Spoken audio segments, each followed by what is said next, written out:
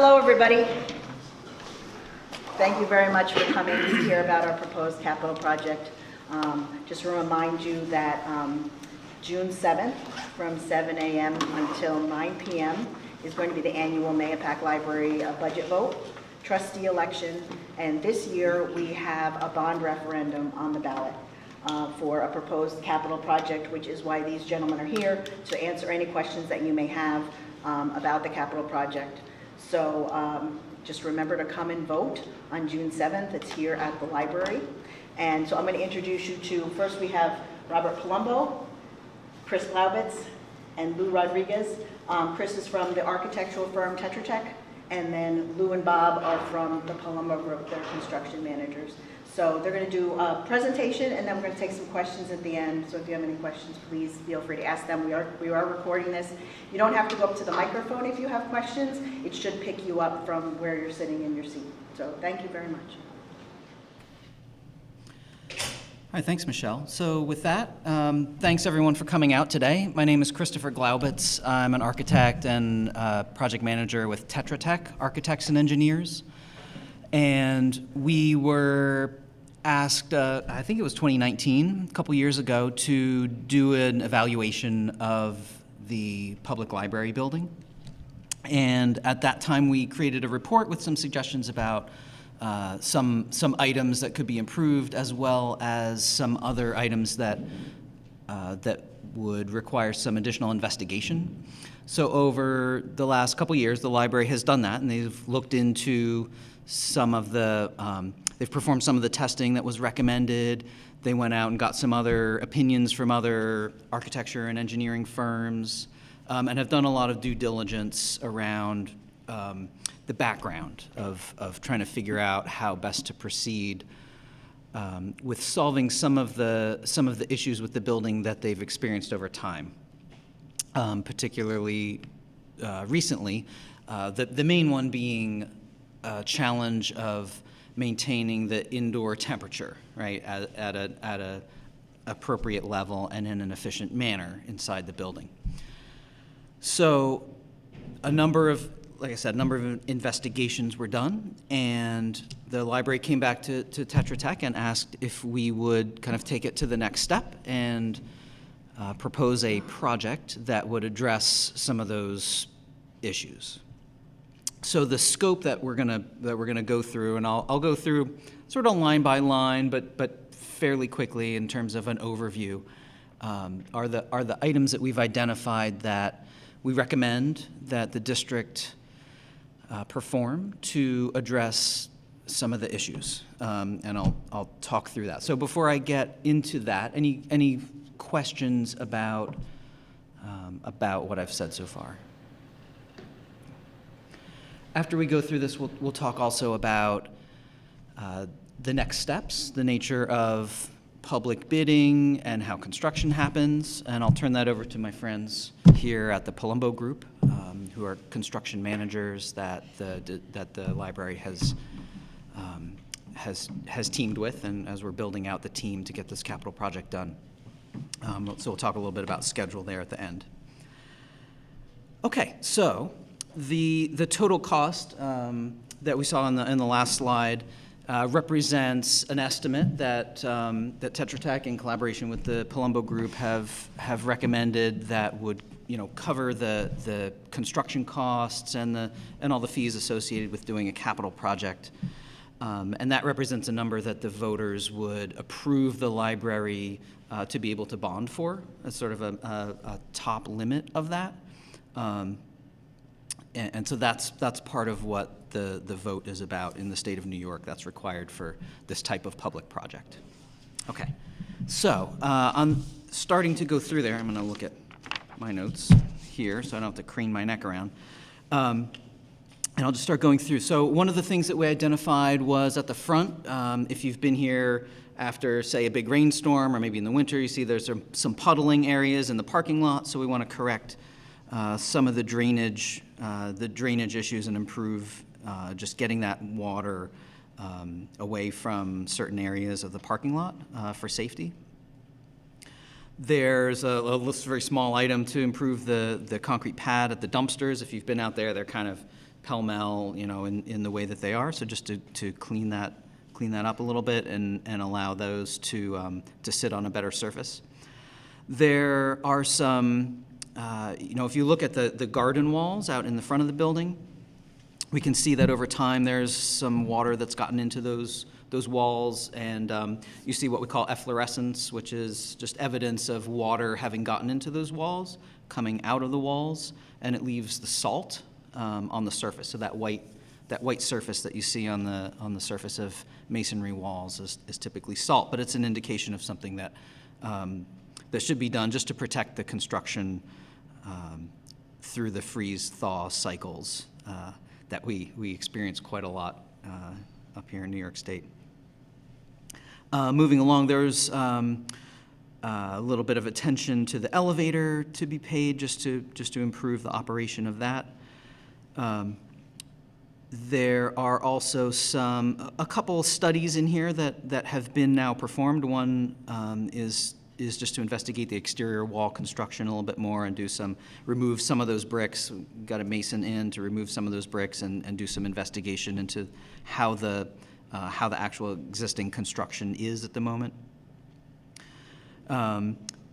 So there are a few items about the exterior cladding. So you have a great brick facade here on the building, and so some of the mortar joints and some of the masonry just needs to be cleaned up and mortar joints replaced, just as a kind of normal course of a building aging. Some of that stuff just needs to be done from time to time, and that's a normal sort of expected lifetime for some of those items, like exterior sealant. So then getting to an energy efficiency item, one of the things that we discovered in the course of the investigation was that we think that there is a lack of insulation in the exterior walls where we would expect insulation to be. And that creates a situation where in the winter, cold temperatures are able to basically affect the interior, space of the building, especially at the lower level. And when you have that cold air coming in from the building from different levels, in addition to some of the other things that we've seen that we'll get to, created a situation where we believe that air is flowing through the building in a way that's detrimental to your ability to keep the building warm in the winter and cool in the summer. It creates what we think is we call a stack effect, and it has to do with the natural properties of warmer air to be more buoyant than colder air, right? Like going back to high school is quite a while back for me, but learned that in science class, that hot air rises and cold air falls, right? So as we apply that to a building, what you don't want is air kind of flowing and circulating between the outside and the inside that can be supported by that natural tendency of cold air coming into the building, being warmed inside the building by humans and computers and the HVAC system, and wanting to rise up and exit the building around the top edge of the building, which is one of the things that we also observed was a weak point in the building envelope. So we think there's a flow happening there that shouldn't be happening, and so a number of the items that are in this are intended to correct that. Okay, so the energy efficiency, the insulation in exterior walls is a big part of that. The next item is we took from some of the other studies that the library had performed. From a couple other firms to do some testing on the air leakage. So modern buildings have certain standards for how well they keep the inside air inside and the outside air outside, right? And so there are relatively straightforward tests you can do to determine how tight a building envelope is. And those were performed, and we have some data from that also indicated some areas that need to be tightened up a bit. Also as part of that, thermographic images were taken, and we'll see a few of these, I believe, in the presentation in a few minutes, that kind of confirm what we've been suspecting, that in the wintertime, you take a thermal camera and you point it at the building, and if you see warmth on the outside of the building, that means that warmth is coming out of the building, right? And you see that, and you know then where air is coming out of the building where it shouldn't. In some cases, shouldn't. Going on to the air and moisture penetration, there's some basic building kind of flashing, detailing, and things that we recommend that be improved regarding windows and connections between roofs and walls.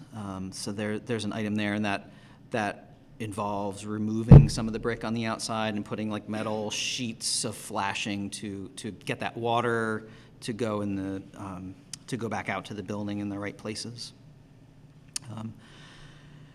I talked a little bit about expansion joints. We also have exterior door replacements. So if you go down on the first floor in particular and you look out those doors out into the courtyards, you can see some daylight in between the doors, and so tightening up some of that. Some of those exterior doors is important as well with regard to that air transfer that I was talking about earlier. The windows, especially on the north side here, coming off the lake, sometimes experience some leakage over time, and the district or the library has been keeping an eye on that, and their staff as well. A lot of the weather seems to come from that direction and the prevailing wind, so it takes that rain and really tries to drive it through those windows. So there's some improvements there that we're recommending. Also on the north side, there are some downspouts, just the natural gutters and downspout systems that we want to revise a little bit to manage that water better, so it doesn't run across the patio that's right outside here and freeze and thaw and do those things that water does to make buildings kind of start to crack apart. The next item on exterior soffits. So up at the top of the building where the sloped roof meets the walls, and those of you who are here in the room can look out and you can see it, there's an overhang, right? And we call that a soffit. And in some of our investigations, we've gotten up inside that soffit and looked at the construction, and part of that was due to some observations by staff that certain areas are very cold, all right? And there's air flowing through that where it shouldn't be. So we've done some investigation there, and have recommended that some additional construction be done up there. So removing those panels, getting up in there, and sealing up a significant gap that's up there that will help prevent air from flowing where it shouldn't be flowing. We also looked at the mechanical systems as some of the problems with what we call the building envelope are contributing to the fact that the mechanical system can't really keep up with all the cold air that's coming in the winter and managing the hot air that's coming in the summer. And so some changes have been made over time to try to get through and address that. And so we want to take a look at some of the control systems of those HVAC components, so that once we fix the envelope and we get the insulation where it needs to be and plug up the holes that we believe are contributing to the problems, that we think the HVAC system is going to then be able to perform much better for you, because it's not going to be fighting these other things that are happening. But adjusting how those pieces of mechanical equipment respond to temperatures and turn on and off and the things that they do. And then there are a couple other items for the HVAC system about some, relief dampers, testing, and what we call rebalancing the system. So over time, some adjustments have been made to send more air to this area or less air to that area. And so we want to go through systematically through the building and readjust those to be in coordination with a tight building envelope. A little more, a couple more details about the hot water system and just doing some things to fix that up and make sure that it's performing properly. And then there's finally at the bottom a few just very minor electrical improvements at some floor boxes. So that's a high-level overview of the scope items that we have in here. Are there questions about any of that, or about sort of larger questions about what the library's been experiencing?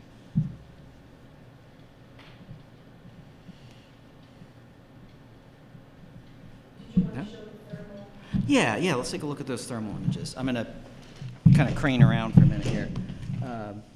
Yeah, so, thanks, Michelle. So up at the top, that underside of the soffit that I was talking about before, when we look up with this thermal camera, we can see, the orange basically tells you that there's what we call heat loss, right? We want the heat to stay inside the building, and when it leaks out of the building and turns the outside of the building warm, we're losing heat where we shouldn't be losing heat. So that's what images like this tell us. Let's take a look at the other one. So a lot of these are pretty similar, looking at the soffits and just verifying and sort of confirming that, the air is leaking out where we think it. If I could, Yeah, go ahead. Just to explain something. So if you see red, it's hot. Well, let's say it's January when this picture was taken. We want to see blue, purple. We don't want to see red, whether it's your house or this house. So if you look at a window, it's blue, it's purple, it's cold. That means that the heat's on the inside, it's not on the outside.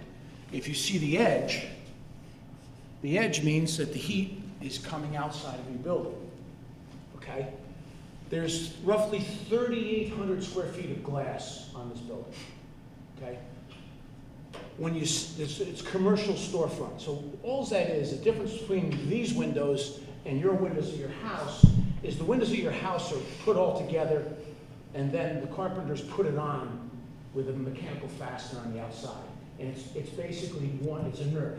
It might operate, but it's one thing. When these are put on, they're put basically in two parts. They put the frame in, the outside gets put in, and then the glass gets put in.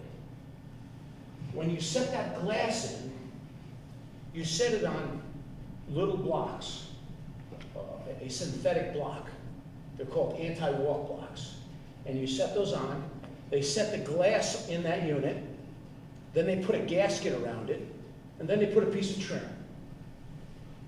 Because of poor installation or poor supervision, you can see that this is not a good experiment, but you would see that it shouldn't be hot there. Okay, and what happens is, in the whole building, what happens is there's a thermal break. Hot and cold meet, in the summertime you sweat, right? So the building's the same way. So what happens is the cold air hits the hot air, whether it's inside or outside, doesn't matter. And the bodies react differently, and it expands and contracts. You drive down the road, you see a pothole. Well, that's because of expanding and contracting. Okay, so what happens is the glass moves. If it's installed correctly with the anti-walk blocks and the gasket, it's supposed to move. It's supposed to adjust because, just like a bridge, you see the things on everything, because it moves. We live here in the Northeast. Well, the windows weren't installed correctly. So they've moved and they've moved and they moved, and they're not supposed to shift. They're just supposed to adjust. But if the anti-walk blocks aren't put in correctly, and the gasket's not put in correctly, then it moves, and a lot of the glass has moved to one side, which has caused a little gap in the side, which allows hot air to come in the summertime when you're trying to cool it, and allows cold air, then the air-conditioned air, to go out in the summertime. And that's the problem you have.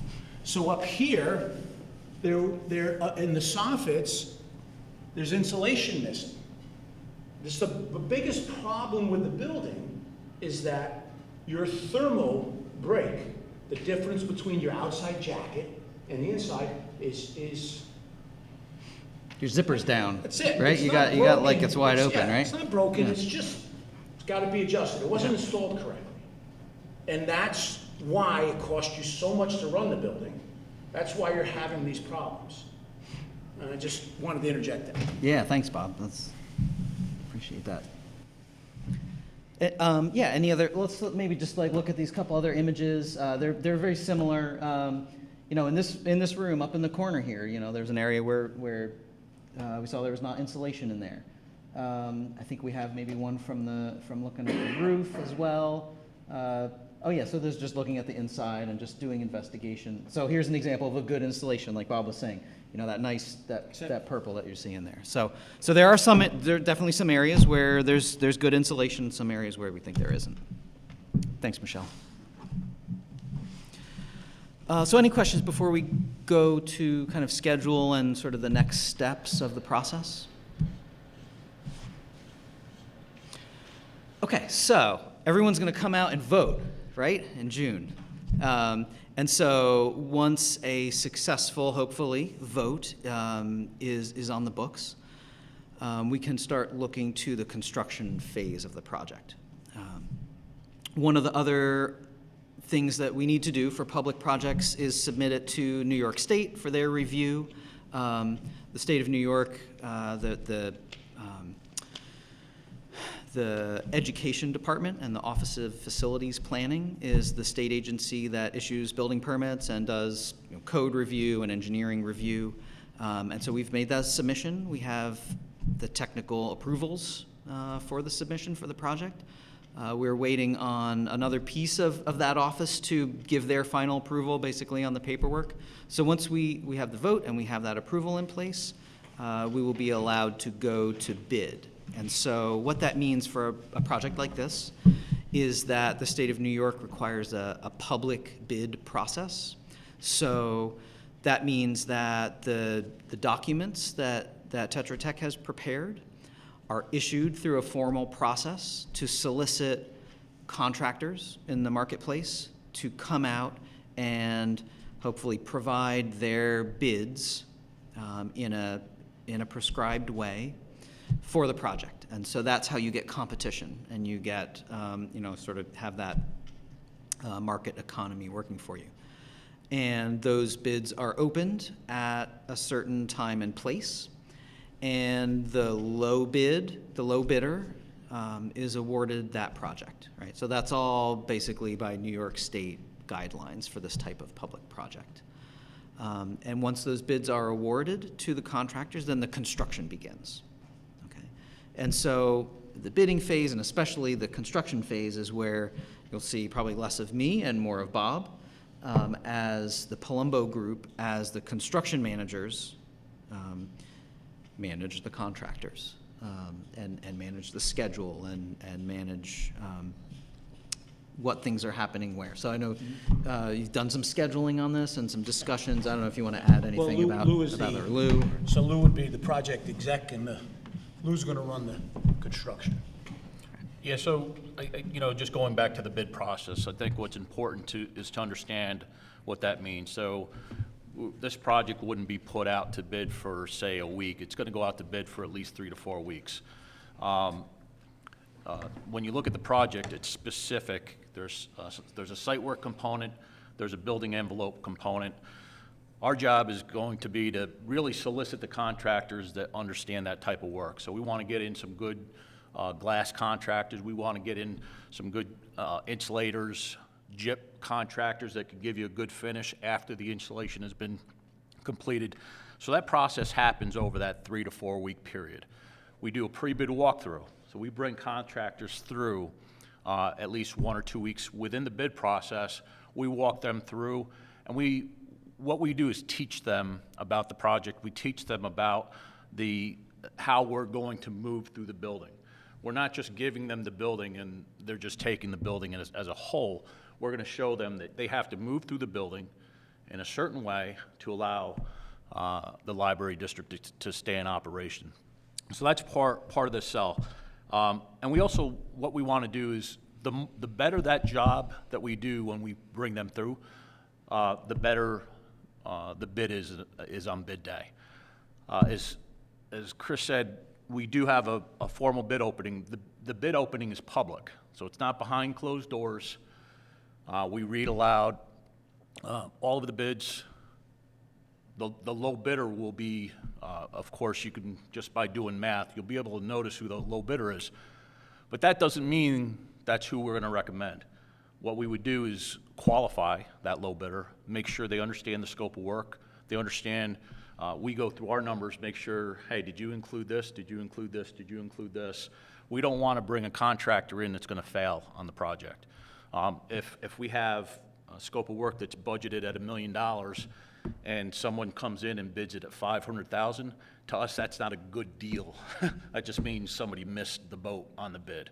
So we have to really walk through that. Once we feel good about the low bidders, we'll make a formal recommendation to the board. The board says yea or nay on that. If we get the okay to move, then a formal notice to proceed would go out to the contractors. We have a kickoff meeting.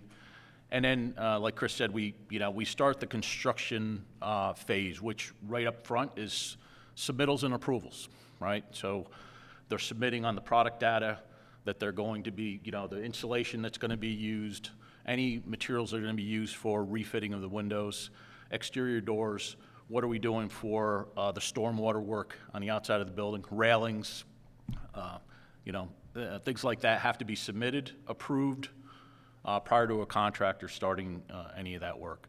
Bob and I have sat down with Michelle to go through a phasing plan of, to move through the building in a smart way. Again, to allow the library district to continue operation, but also in a way that a contractor can efficiently do his work and give you a good number. When we talk about the outside of the building, the entrance in the front will be, for a period of time, is going to be phased and shut down, and we'll reconfigure, we'll show a logistics plan of us coming in through another part of the building where it's safe. Once we're completed in the front, then we'll open that back up. And that's going to happen throughout the building as well in the areas that we need to do that work. Right now, estimated time of completion, we're looking at about a 6-month build. Ideally, after a successful referendum, get out the bid in June, make a recommendation and award contracts in mid-July, and be done with the project in December.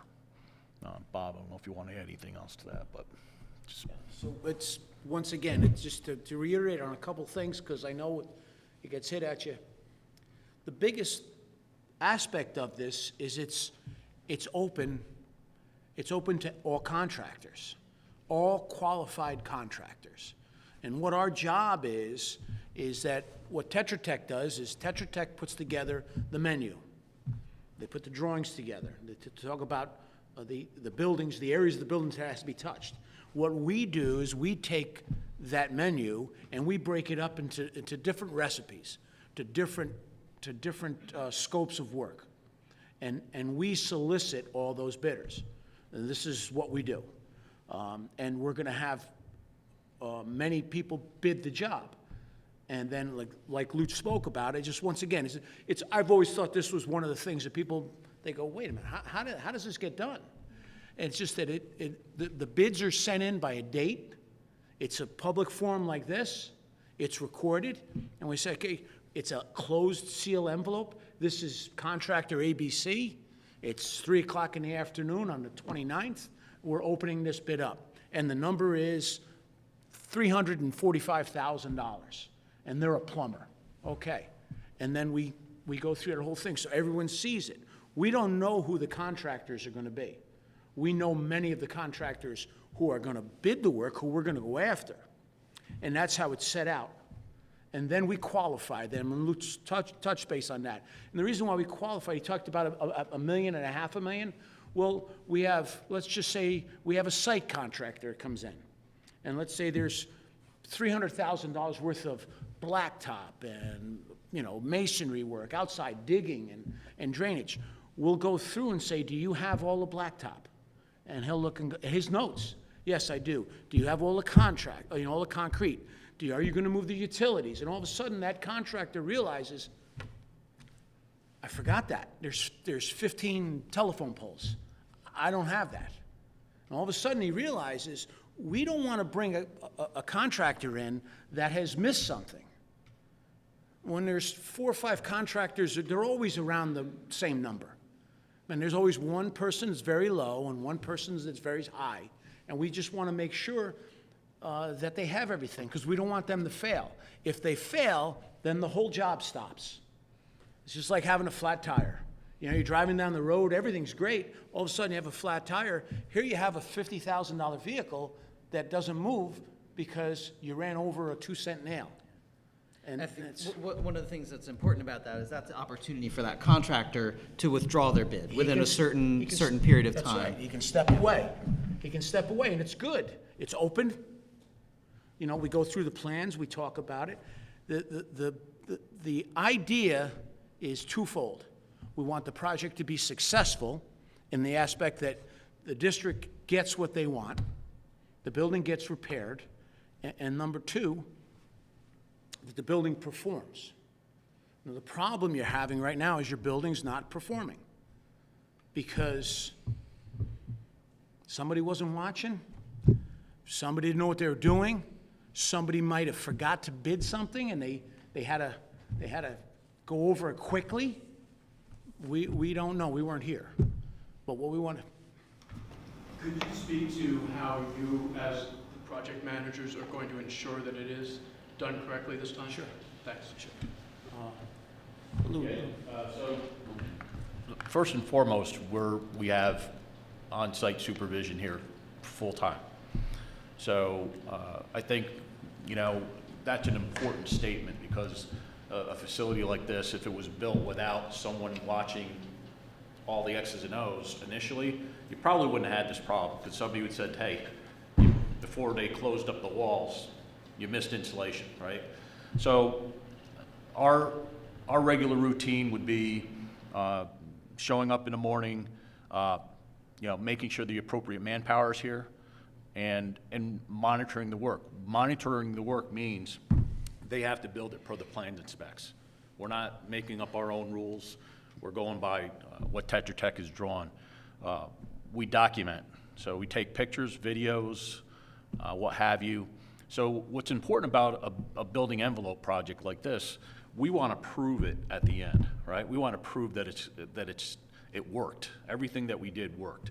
So it's going to be really important for us to really document all of the areas that we find and hopefully get all those areas. So we talked about the windows, Bob talked about the windows.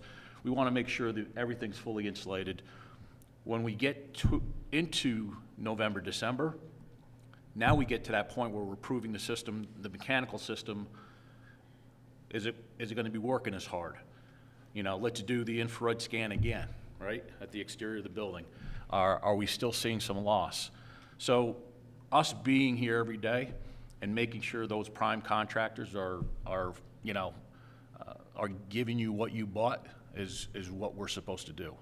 And that's really important, part of our routine is we have weekly job meetings. Our weekly job meetings will include us as your owner's representative, the architect, the owner as well is involved, and with the contractors. And what we talk about is how are we doing?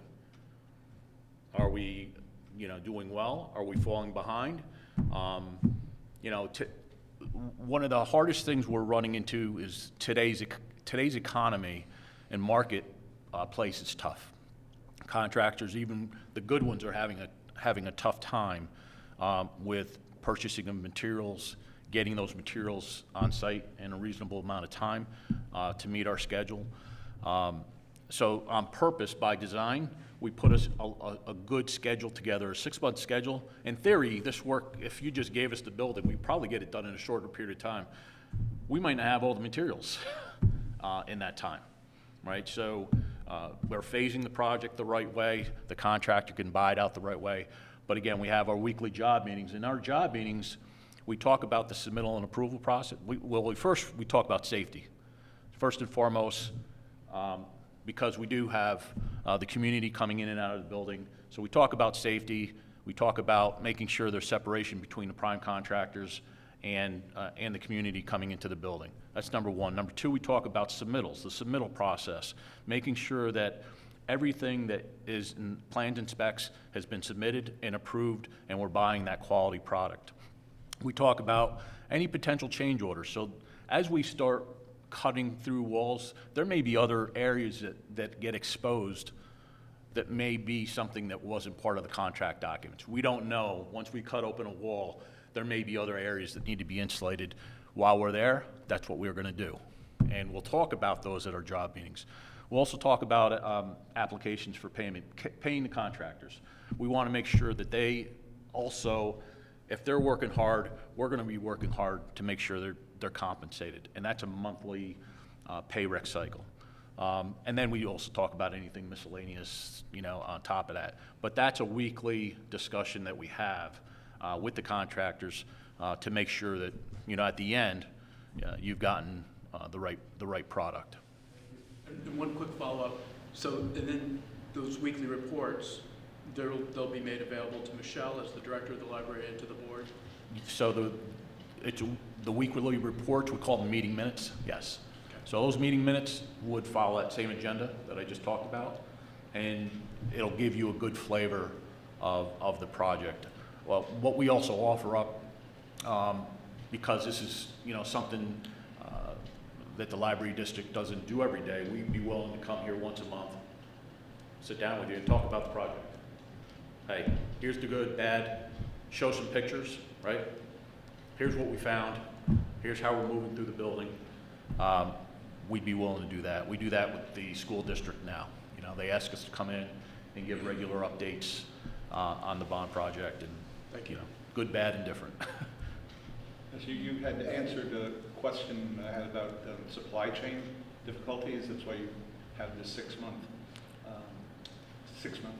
time phase for the project.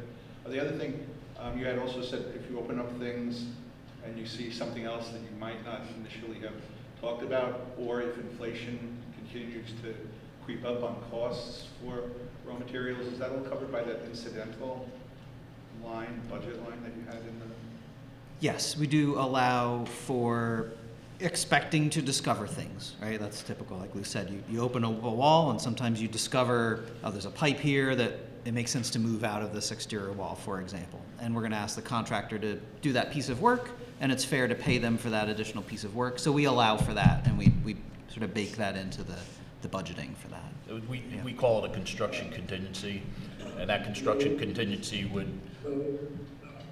And that would be explained in any of the tailgate meeting minutes that you might have if as time goes on, you find you're expending more money. That's correct. for the board. So what's really going to happen is, upon a successful referendum, we're going to talk about the ground rules. And it's going to, most importantly, we will not proceed with work without making sure we get approval from the library. So during our meetings, the idea of a potential change will be discussed. Then we're going to take it to the next step and make a recommendation to the library district as to whether or not we should do that change.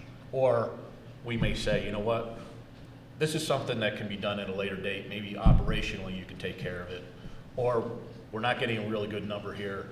We got to think outside the box on that. So every change that comes through, we'll really dissect it with the team, and then we'll come back with a recommendation as to whether or not we should do that work. As a public document.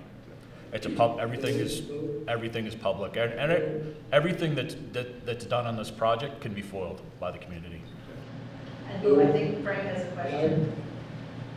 This is Frank Belcampo. I'm sorry, I didn't know where that was coming from, so I was getting a little nervous. Trustee. Hi, Frank. Can you all hear me? Yes. I'm like a dinosaur here, you gotta forgive me. I'm not making any sense.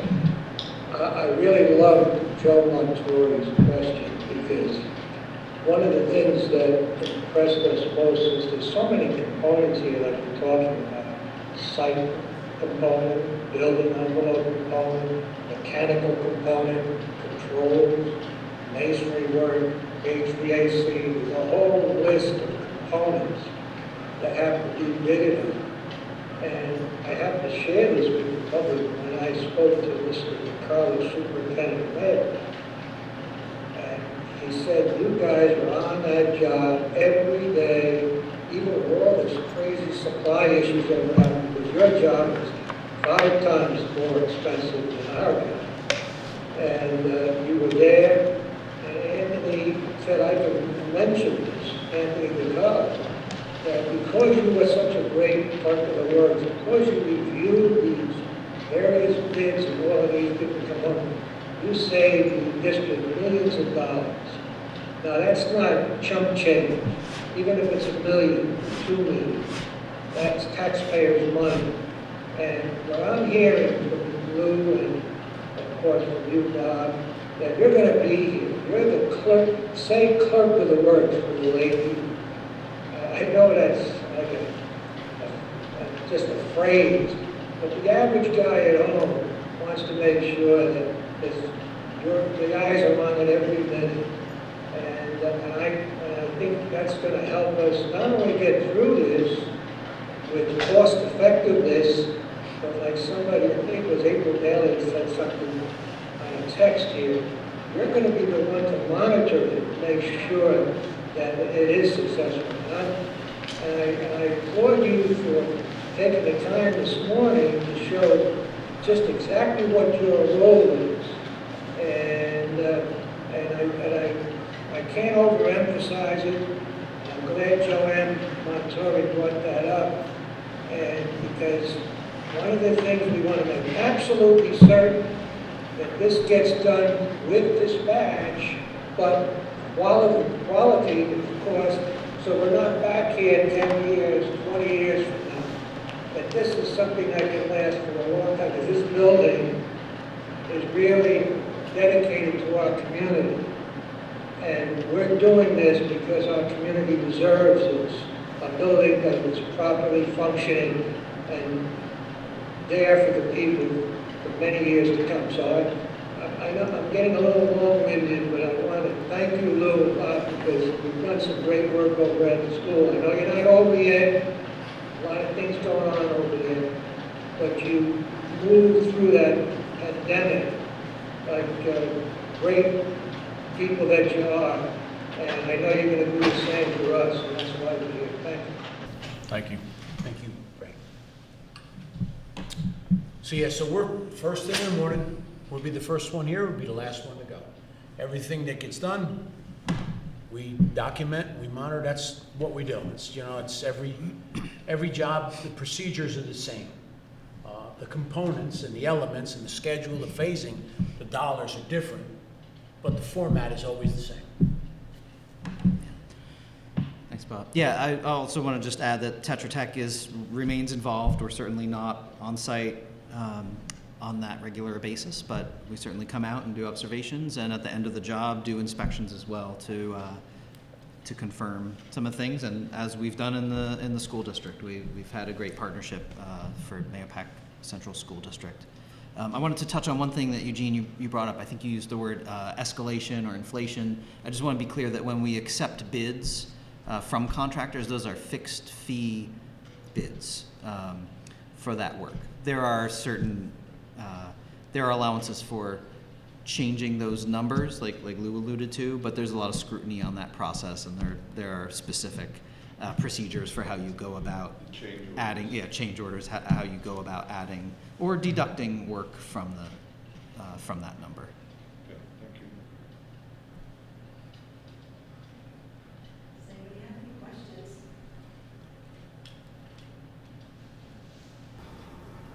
Thank you very much. Thank you guys for coming. We really appreciate it. Thank you guys for coming as well. If you have any other questions, please feel free to send me. I have some bond brochures there. It has my email, has phone number. Just call me, and if I don't know the answers, I can get one of these gentlemen to get the answer for you. Thank you. Thanks, Michelle. We'll stick around and hang out a little bit, you know, if there's any just other things you guys want to talk about. We'll be here for a little bit.